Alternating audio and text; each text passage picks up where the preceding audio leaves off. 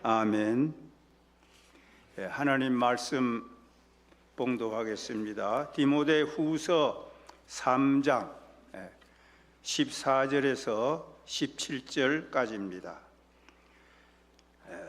이제 교도하겠습니다. 제가 먼저 14절 봉독합니다. 그러나 너는 배우고 확신한 일에 거하라. 너는 네가 누구에게 배운 것을 알며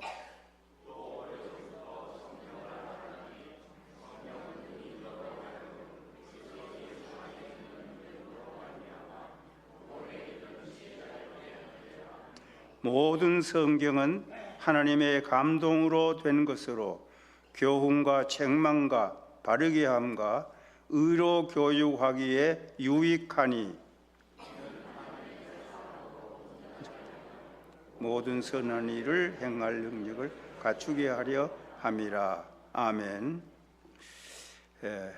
오늘은 본문 말씀을 가지고 성경은 어떤 책인가, 이러한 제목으로 말씀을 나누며 또 하나님 주신 은혜 같이 받기를 원합니다. 오늘이 10월 27일인데 며칠 후 10월 31일이 어떤 날인지 여러분 잘 아시지요? 세상 사람들은 할로윈 데이라 그러지만은 제가 그날을 말하는 것이 아닙니다. 혹시 아시는 분들도 계시겠지만은 10월 31일은 우리 교회 역사에 있어서 종교 개혁을 일으킨 종교개혁 기념일입니다. 1517년 10월 31일 마르틴 루터가 비텐베르크 성 교회 정문에다가 그 시대에 타락한 가톨릭 로마 교회를 향해서 95개의 조문을 가지고 항의문을 만들어 그 정문에 붙인 날이 바로 10월 31일, 지금부터 507년 전 일입니다. 그러니까 종교개혁을 일으킨 507주년이 되고 그날이 바로 10월 31일입니다. 그때의 중세교회, 이 로마 가톨릭 교회가 너무 타락을 했습니다. 너무 성경에서 멀리 떠났습니다. 그래서 이미 이래서 안 된다 하고 각 곳에서 조금씩 이 개혁을 해야 된다, 이런 분위기가 조성이 됐습니다. 그래서 결정적으로 이 마르틴 루터가 95개 조목을 만들어서 이러하는 것이 틀렸다 해서 개혁을 일으킨 날이 바로 10월 31일입니다. 그런데 그 95개 조문을 축소해가지고 가장 요점이 뭐냐? 그 요점은 그 시대의 그 종교개혁의 슬로건, 하나의 표어, 이슈로 나타난 것이 있습니다. 그것이 바로 세 가지로 요약이 되는데, 첫째는 이신득의, 믿음으로 의롭다함을 받는다. 다른 말로 말하면은 구원은 오직 믿음으로만 받는다 하는 것입니다. 그 당시에 가톨릭 교회는 얼마나 성경에서 벗어났는가, 속죄표를 팔기를 시작했습니다. 베드로 성당 같은 큰 그 건물을 짓는데 돈이 많이 들어가니까 속죄표를 판다 해서 이제 돈을 하나님 앞에 헌금을 얼마씩 이렇게 바치면은 누구를 위해서 바친다, 즉 돌아가신 아버지나 어머니나 할아버지, 그런 할머니 누구를 위해서 이걸 바칩니다 하고서 바치게 되면은 연옥에 있던 할아버지가 천국으로 옮겨간다. 이런 허무맹랑한 설까지 하면서 공공연하게 속죄금을 팔았습니다. 돈 하나님 앞에 바친다고 천국 가는 것이 아니고 오직 로마서 1장 17절에 있는 대로 믿음으로 말미암아 의롭게 되고 구원을 얻는다. 이 신득이 첫 번째입니다. 둘째는 성경의 권위입니다. 가톨릭 교회도 성경을 인정하지만은 성경 이외의 것을 보탭니다. 지금까지 내려왔던 모든 그 가톨릭의 전통도 성경과 동일한 권위를 가지고 있다. 교황청에서 바티칸 교황 주교회의에서 추기경회의에서 결정된 것을 교황 이름으로 선언하면은 그 교황의 선언도 성경과 같은 권위를 가진다. 이건 틀렸다 이거지요. 오직 성경 66권만이 성경이지. 그래서 두 번째 슬로건이 성경의 권위였습니다. 세 번째는 만인 제사직입니다. 만인 제사직이란 말은 모든 사람이 다 하나님 앞에 기도할 수 있고 죄를 고백해서 사함을 받을 수가 있는데 가톨릭에서는 신부에게 고해 성사를 해야 된다. 그래서 신부 앞에 죄를 고하면은 신부를 통해서 신부가 또 하나님 앞에 혹은 또 마리아에게 또 기도하고 마리아가 또 하나님께 기도하고 이런 식으로 해서 고해 성사를 신부에게 해야 된다. 직접 하나님 앞에 할 수 없다. 이렇게 말하니까 그게 아니다. 베드로전서 2장에 있는 대로 우리 성도들은 다 왕같은 제사장이고 다 하나님 앞에 직접 기도할 수가 있는 것이다. 그래서 종교개혁을 일으켰습니다. 그래서 그 세 가지가 결국은 하나입니다. 뭐냐? 성경으로 돌아가야 된다 이거예요. 성경으로 돌아가야 된다. 그래서 그 슬로건을 더 줄여가지고 오직 성경, 오직 믿음, 오직 은혜 이렇게까지도 외쳤습니다. 자, 성경으로 돌아가야 된다. 이 성경으로 돌아가야 된다는 이 종교개혁은 그때로 끝나는 것이 아니고 주님 오실 때까지 계속되어야 됩니다. 오늘 우리가 살고 있는 이 시대의 교회는 어떠합니까? 이 많은 한국의 교회가 있고 이 세상에 많은 교회가 있는데 이렇게 요약해 볼 수가 있습니다. 먼저 자유주의 혹은 진보주의의 신학이 있습니다. 이 자유주의 또는 진보주의 신학은 뭘 주장하는가? 성경보다가 인간의 이성을 더 주장합니다. 인간의 이성, 인간의 그 지식으로, 인간의 이성으로 맞는 것만이 하나님의 말씀이지 안 맞는 건 아니다. 그래서 성경에서 이적 기사, 부활 이런 거는 자꾸 뺄라 그러고 그 예를 들어서 부활 사건에서 사상 정신만 취하자. 사람이 죽었는데 어떻게 다시 사느냐. 이성과학을 먼저 앞세우고 성경에 이런 이적 기사 같은 것은 믿을 수 없다. 빼려고 합니다. 그 반대로 또 어떤 것이 이 시대에 있느냐. 지나간 날도 있지만은 신비주의가 있습니다. 이 신비주의는 혹은 많은 이단들을 의미할 수도 있고 또 교회 안에도 신비주의에 빠진 사람들이 있는데 이 신비주의의 주장은 성경보다가 체험을 더 앞세웁니다. 내가 체험해보니 이렇다. 그래서 성경에다가 자기 체험을 더 보태려고 합니다. 자유주의, 진보주의는 성경에서 뺄라 그러고 신비주의는 자기의 체험과 무슨 음성을 들었다, 뭔 환상을 봤다 해가지고 그것을 성경에다 더 보태가지고 주장을 하다 보니까 이단이 생기는 이런 결과가 됩니다. 자, 그뿐입니까? 또 한 가지는 세속주의입니다. 세속화돼야 된다. 이것은 성경보다 자기의 욕망을, 자기의 정욕, 욕심을 더 주장합니다. 세상이 이렇게 많이 발달하고 세상이 이렇게 했으니까 우리가 그것을 다 누려야 되고, 그 세속적인 것도 우리가 교회로 끌어들여 가지고 교회도 그렇게 나가야 된다. 저희가 이제 1960년대 신학교에서 종신에서 공부할 때 하비 콕스라고 하는 미국의 어떤 신학자가 세속도시라는 책을 쓰고 교회는 세속화돼야 된다, 이걸 막 주장했습니다. 그래서 그 사람 때문에 교수들이 우리에게 세속화에 대해서 논문을 쓰라고 해가지고 아주 힘들었던 일이 기억납니다. 그렇게 세속주의가 있습니다. 이렇게 성경보다 자기의 욕심, 이걸 앞세우는 것이 세속주의입니다. 자, 이러한 시대에 지금 우리가 살고 있습니다.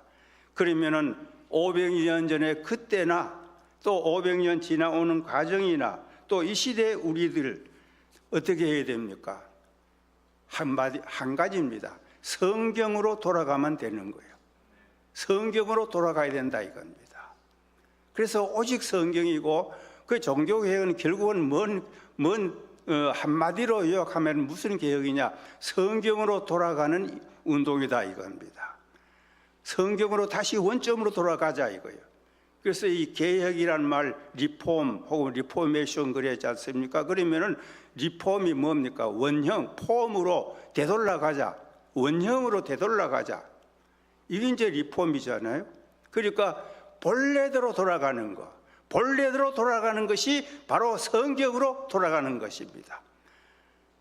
성경으로 돌아가면 모든 것이 해결됩니다. 자, 그러면은 우리가 이 성경으로 돌아가야 되는데, 그러면 성경이 어떤 책인가? 성경이 어떤 책인데 성경으로만 돌아가면 되느냐? 우리 이제 성경은 우리가 뭐 다 아는 것인데, 성경이 어떤 책인가? 제목만 보면은 이거 뭐 초등학생도 아니고 성경이 어떤 책인가 이렇게 생각할 수 있지만요, 우리가 성경책이 어떤 책인지 바로 알고 그대로 돌아가야 됩니다. 자, 그러면은 먼저 이 성경을 이제 개요적으로 우리가 이건 이제 그 내막이 아니고 개요적으로 먼저 알 필요가 있습니다. 성경은 우리가 다 아시는 대로 한 권이지만은 그 속에 구약과 신약 두 책이 있습니다. 구약이라고는 한 책과 신약은 한 책. 또 구약은 그 안에 또 39권이 있습니다. 또 신약은 또 27권이 있습니다. 그럼 합하면 66권이 한테 모아져 가지고 한 권의 성경이 됩니다. 예수 처음 믿을 때 이제 성경 책 수가 몇 권인가 그 외우기 쉬운 걸 가르쳐 들어가요. 39, 27, 99 외우면 된다. 그 39, 구약이 39권, 27, 신약 27권, 그 합하면 66권. 또 장수가 많지 않습니까? 몇 장 하는데, 구약은 몇 장인가? 929장, 신약은 260장, 합하면 1189장. 제가 미국 와가지고 이제 목회할 때 어느 집사님이 집을 한 채 사가지고 이사 입주를 했는데, 예배를 드리자 하고 해가지고 예배를 드리러 갔는데 번지가 1189번지예요.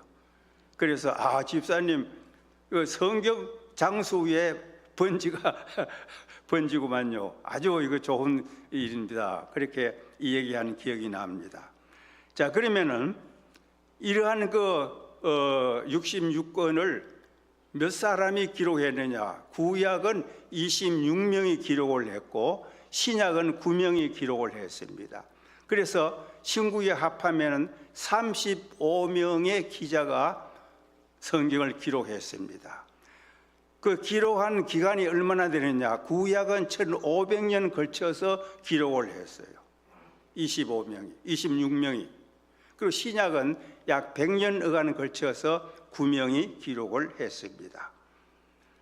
자, 그러면 무슨 말로 기록했느냐? 구약은 히브리어로 기록하고 신약은 헬라어로 기록했습니다.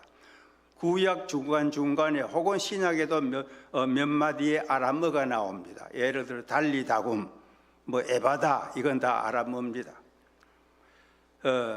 자, 이렇게 이제 개요적으로는 이렇습니다.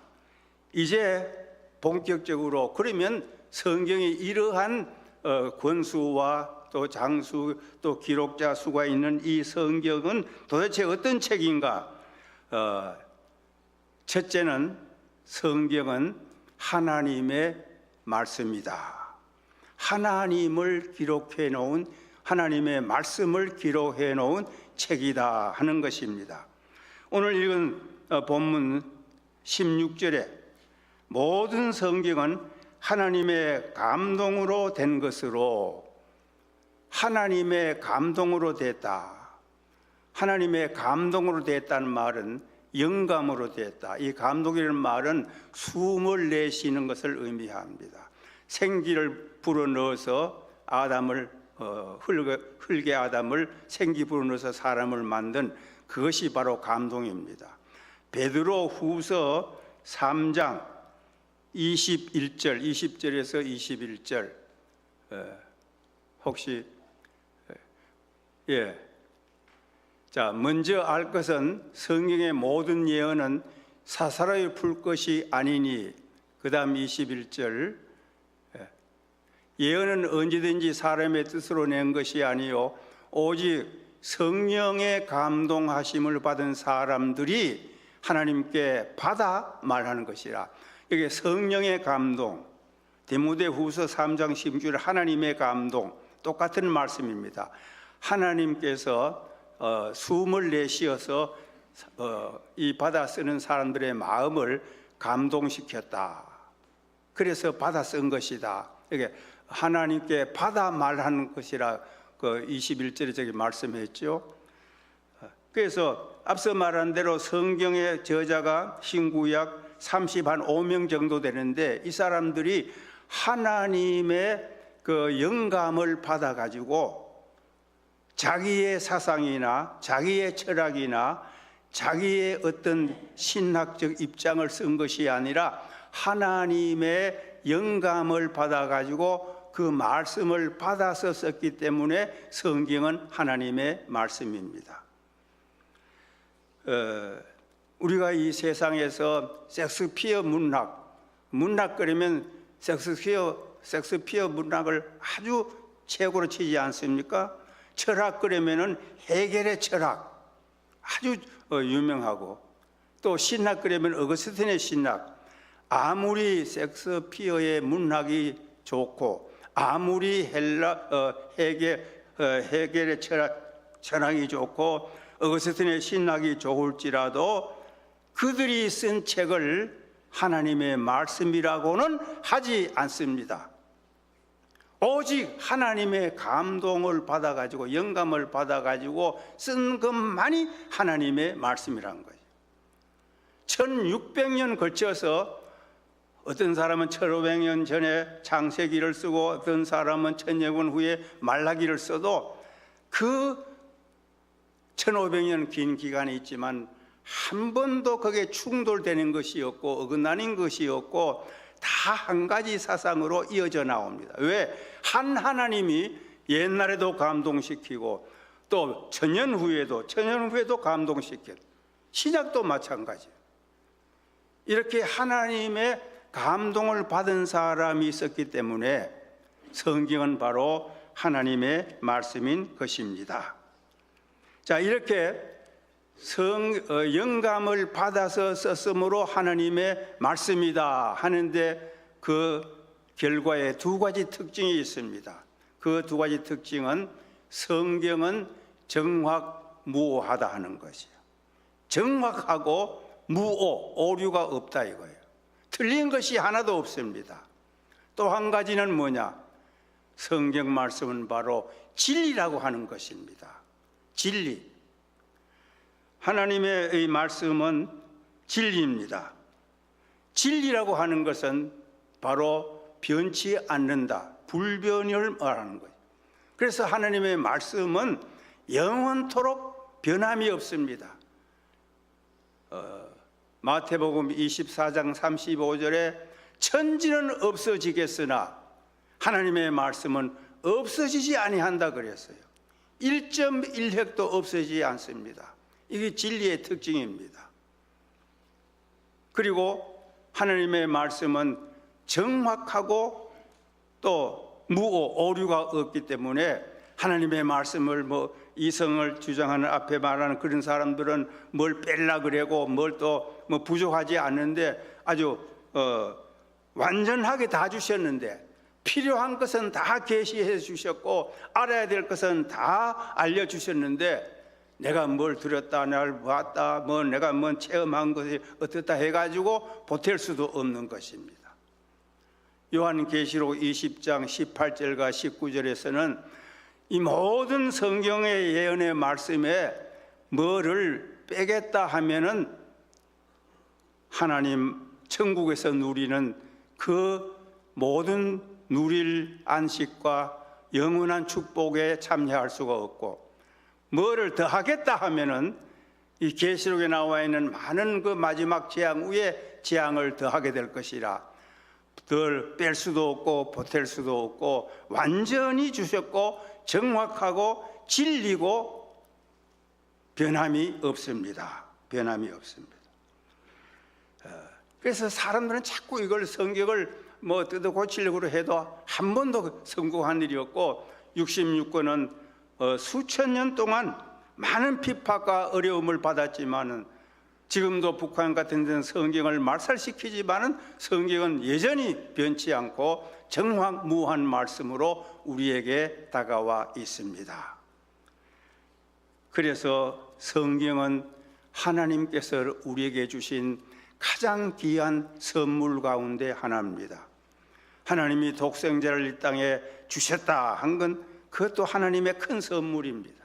자연 만물을 주신 것도 선물입니다. 그러나 그저 가운데 또 한 가지 중요한 선물은 성경을 하나님께서 우리에게 선물로 주신 거예요. 주실 때에 기록해서 주셨어요. 만약에 기록해 주지 않고 그 당시에 가령 모세에게 들려만 준 거 네가 모세가 또 후대 사람 들려주라 또 들려주라 하게 되면 어떻게 되겠어요? 이거 모세가 들려주는 게 자꾸 전승해 오면서 또 잘못될 수가 있어요. 빠질 수도 있고 틀릴 수도 있고 기록해 하게 주었어요. 기록해 주었기 때문에 우리는 하나님의 말씀을 그대로 받을 수가 있고 그대로 읽을 수가 있고 그대로 또 공부할 수가 있고 그대로 연구할 수가 있습니다. 우리 모두 성경은 하나님의 말씀을 기록한 책입니다. 이 선물 주신 하나님 앞에 감사하십시다. 열심히 이 성경을 읽어야 됩니다. 자, 그러면은 두 번째 성경은 어떤 책인가? 자, 두 번째는 성경은 구원의 교과서라고 할 수가 있습니다. 구원의 교과서. 우리가 교과서는 아주 틀림없는 게 교과서 아닙니까? 자, 그런데 성경은 성경의 주제가 무엇인가? 우리가 성경을 구원의 교과서라고 할 때 성경의 주제를 먼저 알아야 됩니다. 성경의 주제는 바로 예수 그리스도이십니다. 요한복음 5장 39절에 너희가 성경에서 영생을 얻는 줄 생각하고 성경을 연구하거니와 이 성경이 곧 내게 대하여 증거하는 것이니라. 성경에서 영생을 얻는데 이 성경은 바로 예수 그리스도시다. 이 성경이 곧 내게 대하여 예수님에 대해서 증거했다 했으니까 성경의 주제는 예수님이십니다. 구약은 오실 예수님, 신약은 오신 예수님, 다시 오실 예수님에 대해서 쓰셨습니다. 그런데 이 예수님을 주제로 한 이유는 예수님을 통해서 영생 구원을 얻게 하려고 한 것입니다. 그래서 성경을 통해 가지고 우리가 믿는 걸 알고 예수님을 알고 십자가의 보혈을 알고 구속의 죄사함을 받는 은혜를 알고 그래서 우리가 구원을 얻는 것입니다. 그러니까 바로 성경은 구원의 교과서라고 할 수가 있습니다. 예수 믿어서 우리가 구원을 얻는다. 그 예수가 어디에 기록되어 있느냐? 성경에서 기록되어 있어요. 우리가 하나님에 대해서 어떻게 압니까? 물론 자연 계시를 통해서 조금은 알 수가 있고, 또 우리 마음의 양심의 가책을 통해서 하나님을 조금 알 수 있지만, 하나님을 더 깊이 아는 것은 바로 성경을 통해서 알 수가 있습니다. 그러니까 성령님도 성경을 통해서 성령님은 이런 분이시다 알 수가 있습니다.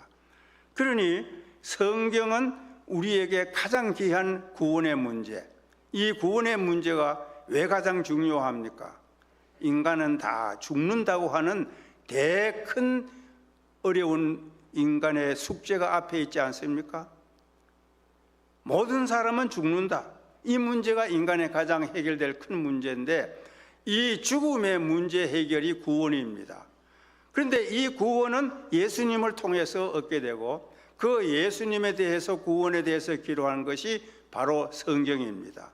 그러니까 성경을 우리에게 하나님의 말씀으로 주신 목적은 예수 믿고 구원 얻게 하시려고 주셨으니까 성경은 구원의 교과서라고 할 수가 있습니다.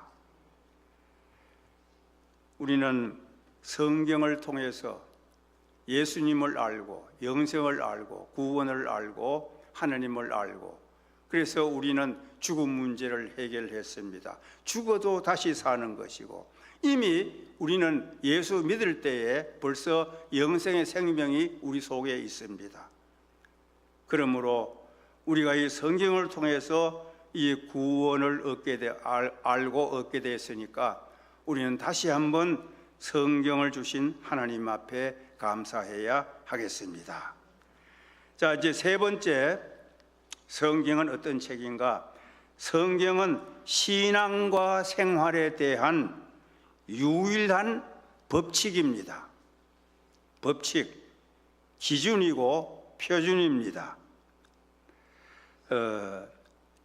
이제 종교 개혁자들이 개혁을 일으키고, 그 후에 이제 청교도들이 참 예수를 바로 믿기 위해서 애를 쓰면서, 이 개혁자들도 청교도들이 이어오면서 성경으로 돌아가서 성경대로 믿는 이 운동의 일환으로 무엇을 만든 것이 있는가?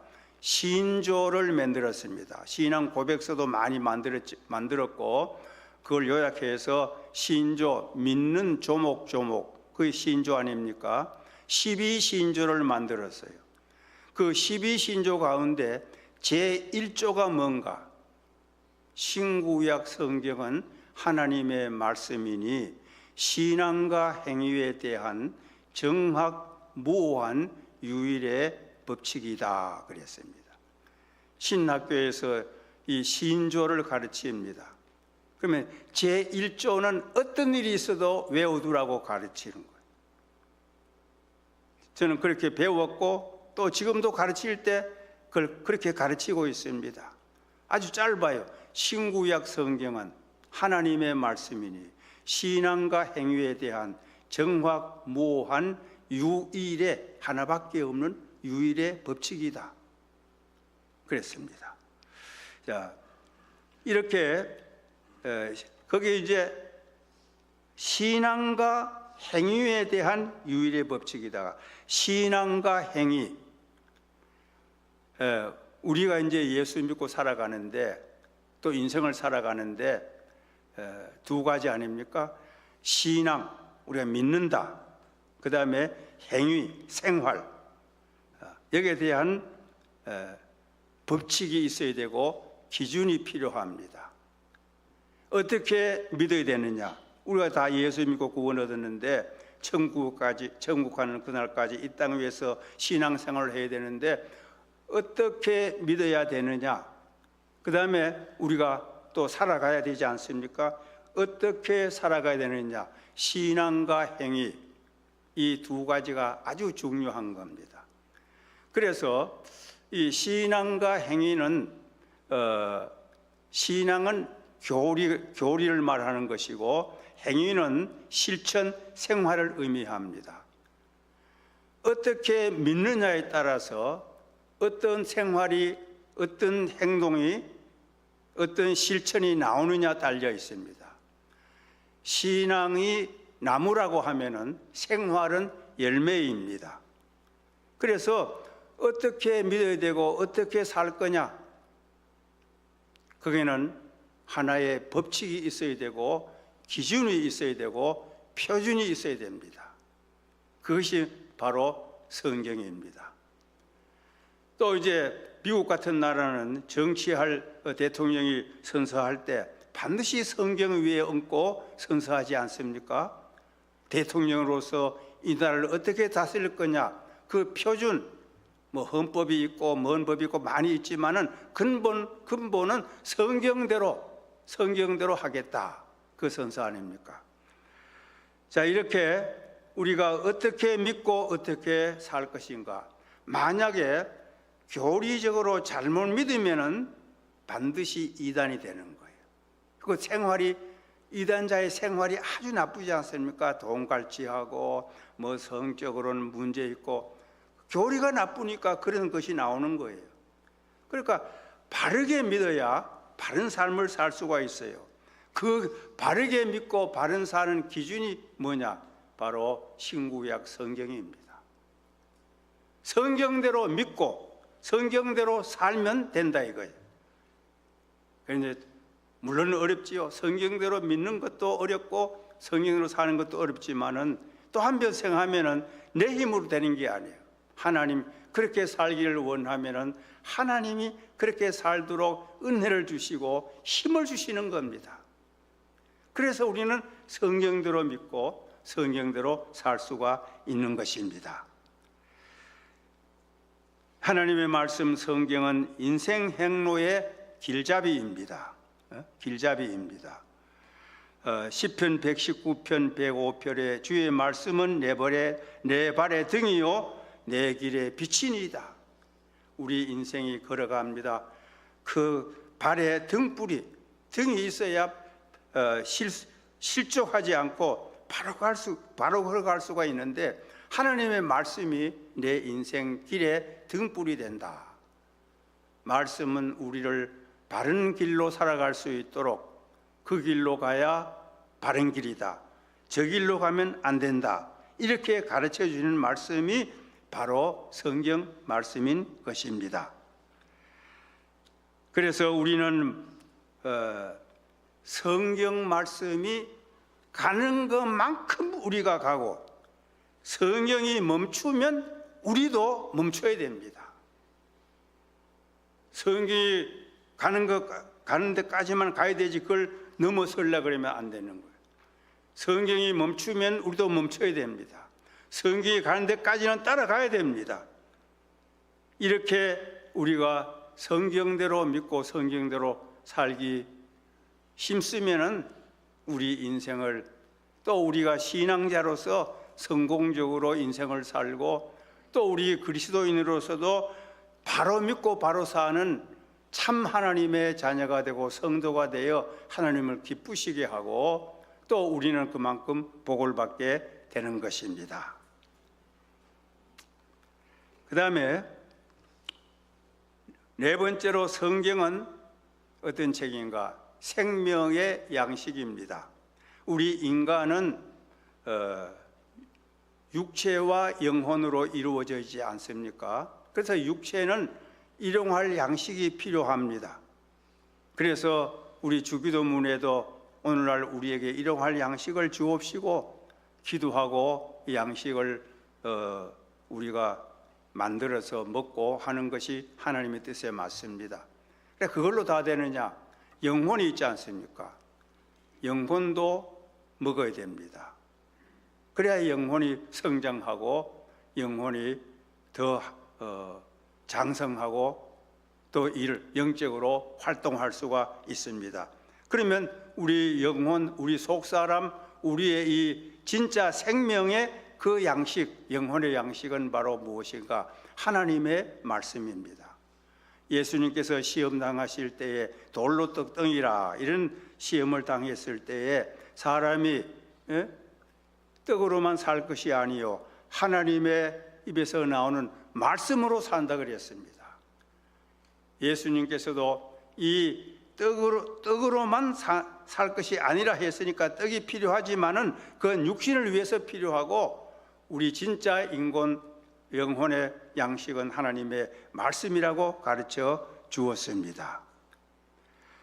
그 다음에 다섯 번째 하나님의 말씀은 어떤 책인가? 변화의 책입니다.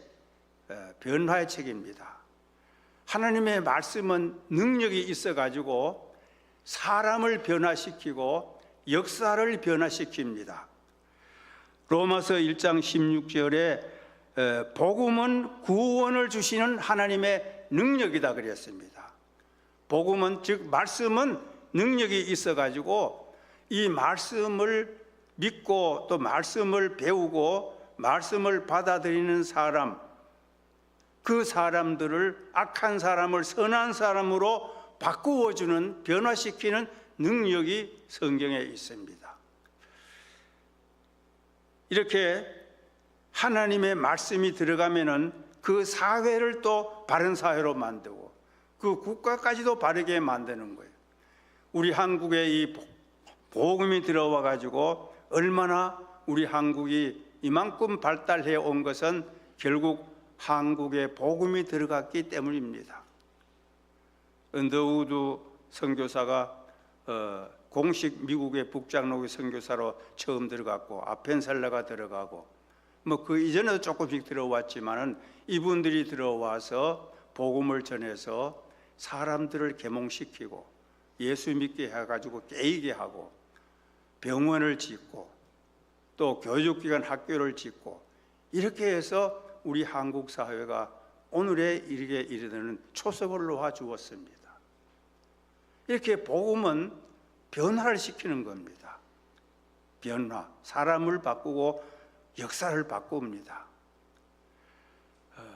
제가 이제 그 젊은 전도사 시절에 몇 주일 전에 한번 또 전도사 시절 한번 얘기했습니다마는 경상북도 청송에 가서 개척 교회를 한 일이 있습니다. 이제 그 동네는 심시의 원조들이 사는 동네입니다. 청송군 덕천면이라고 하는 거기인데 세종대왕의 왕후 소헌 왕후라고 있는데 그 소헌 왕후가 심씨입니다. 그 세종대왕의 왕후 소헌 그 왕후의 심씨 그 조상들이 쭉 내려오면서 살고 있는 아주 그 한 동네를 차지하고 그렇게 세상과 좀 타협을 잘 안 하는 그런 동네인데 그게 이제 교회가 그 어느 전도사님이 먼저 가서 전도를 조금 해서 몇 사람 모아놓고 그분이 이제 신학교 공부한다고 떠나가고 제가 이제 그 다음 타자로 들어갔어요. 근데 제 평생에 그 이제 뭐 전도사, 뭐 목사 이렇게 살아오면서 그 동네에 가가지고 그렇게 대접을 잘 받아본 일이 드물었습니다. 무슨 말이냐? 그 심시의 가장 제일 어른되는 심시의 제일 어른되는 할아버지가 아주 큰 대궐 같이 해놓고 사는데 거기 이제 인사를 가니까요. 안내를 받아가지고 인사를 갔는데 이렇게 방에 앉아 있다가 이렇게 뭐 줄이 하나 내려와 있는데 줄을 이렇게 당기니까 저 안에서 땡땡 소리가 들리더라고요. 그러니까 사람이 딱 여자들이 와가지고 부르셨습니까 하니까 여기 손님이 오셨으니까 오셨다 하니까 뭐 알아가지고 무슨 상을 내어왔어요. 그렇게 어마어마한 집인데 그 집의 둘째 아들 부인 며느리가 예수를 믿게 되었어요. 물론 이제 아마 그 아드님도 자식이 둘이나 있고 또 첫째 아들도 있고 그런데 그 둘째 아들 며느리가 먼저 예수를 믿었는데 그 둘째 아들 집에 저를 숙소로 와서 있으라 그랬어요. 근데 그 집에 가서 이제 방을 하나 내줘서 있는데 거기서 받은 대접이 그렇게 잘 대접을 하더라고요. 그런데 제가 이 말 하는 것은 그러한 그 사람들도 복음이 들어가니까 둘째 며느리가 예수를 믿고 또 그 동네에 복음이 들어간 것도 그 원조 할아버지의 맏아들의 딸, 손녀지요. 손녀들이 대구에 가서 공부하다가 예수를 믿고 돌아오고 또 같이 공부한 몇 사람이 돌아와서 그 딸들이 먼저 대구에서 예수를 믿고 돌아와 가지고 우리 교회 동네 세우겠다 해서 그렇게 돼서 거기 교회가 세워졌어요. 지금까지 있습니다. 이렇게 복음의 능력은 그런 동네에 들어가서도 예수를 믿게 하고 그런 완고한 집안에서도 예수 믿는 며느리, 예수 믿는 손녀, 손자 막 그 심씨들이 예수 믿었다 그러면 다 심씨니까요. 이렇게 복음은 능력이 있습니다. 그래서 성경은 바로 변화 능력의 책이라고 할 수가 있습니다. 자, 이렇게 성경은 어떤 책인가 5가지로 말씀을 드렸습니다. 성경은 하나님의 말씀을 기록한 책이다. 성경은 구원의 교과서다. 성경은 신앙과 생활에 대한 유일한 법칙이다. 그리고 4번째, 성경은 생명의 양식이요. 5번째, 성경은 변화 능력의 책이다고 말씀을 드렸습니다. 자, 이제 이러한 성경 앞에 우리가 취할 태도는 뭡니까? 요한계시록 1장 3절에 말씀해 주었습니다.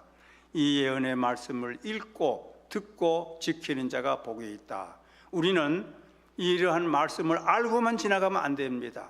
이제 우리가 할 일은 이 말씀을 왜 기록해 지었느냐? 읽으라고, 들으라고, 그래서 은혜 받으라고, 복 받으라고, 읽고 듣고 지키면 복 주신다고 약속을 했습니다. 그러면 이 말씀을 우리가 읽고 듣고 지켜야 되는데 더 알수록 잘 지킬 수가 있으니까 더 알아야 됩니다. 알기 위해서는 공부를 해야 됩니다. 공부를 하면은 배워야 됩니다. 공부는 배우는 겁니다. 제가 이 귀한 교회에 와서 이 예배 후에 친교 후에 주일학교 성경 각반 나누어 가지고 공부하는 거 보고 아주 참 귀한 일이다. 아주 제 자신이 많이 그 도전을 받았습니다. 오늘날 그저 주일 한 번 예배만 드리고 많은 그런 교회가 많은데 이렇게 반을 나누어 가지고 성경 공부를 하니까 얼마나 참 믿음에 바로 서는 열의가 있다고 좋게 생각을 했습니다. 자, 이렇게 오늘 우리 본문 말씀에도 16절에 보면 성경은 교육하기에 유익하다 그랬습니다. 예수님께서도 이 땅 위에서 복음을 전하실 때에 3가지 사역을 하셨어요. 마태복음 9장 35절에 보면은 먼저 복음을 전파했습니다. 그 다음에 가르쳤습니다. 그 다음에 병든 자를 고쳤다. 힐링, 고치는 사역, 그게는 봉사입니다. 그러니까 오늘 우리도 예수님을 본받아 가지고 이렇게 주님의 일을 할 때 3가지 사역으로 교회들이 많이 하지 않습니까? 복음을 전하는 것, 그 다음에 가르치는 것, 그 다음에 봉사하는 것. 예수님도 그렇게 하셨으니 우리 본받아서 가르치고 또 배우고 배워서 또 다른 사람을 가르치고 이렇게 해서 하나님의 말씀이 왕성해 퍼져나가도록 해야 됐습니다. 사도행전에 나오는 교회들은 말씀이 왕성하니까 교회가 왕성했다. 사도행전 6장 7절에 그렇게 말씀했어요. 오늘 우리 모두 하나님의 말씀, 이것이 내 심령의 부흥을 일으키고 또 이 말씀이 왕성하는 교회가 되어서 교회가 확장되고 하나님의 나라가 확장되고 우리가 마도 축복받는 이런 성경 중심의 성도와 교회가 되시기를 주님 이름으로 축원합니다. 기도합니다. 아버지 하나님, 귀한 하나님의 말씀을 우리에게 선물로 주신 거 감사하옵나이다. 이 말씀 앞에 겸손하게 하시고, 이 말씀 앞에 순종하게 하시고, 이 말씀을 더 전하게 하시고, 이 말씀으로 우리가 하나님 앞에 바로 살게 해 주시옵소서. 그리하여 하나님께 영광 돌리는 이런 놀라운 역사가 계속 일어나게 하여 주시옵소서. 예수님 이름으로 기도하옵나이다.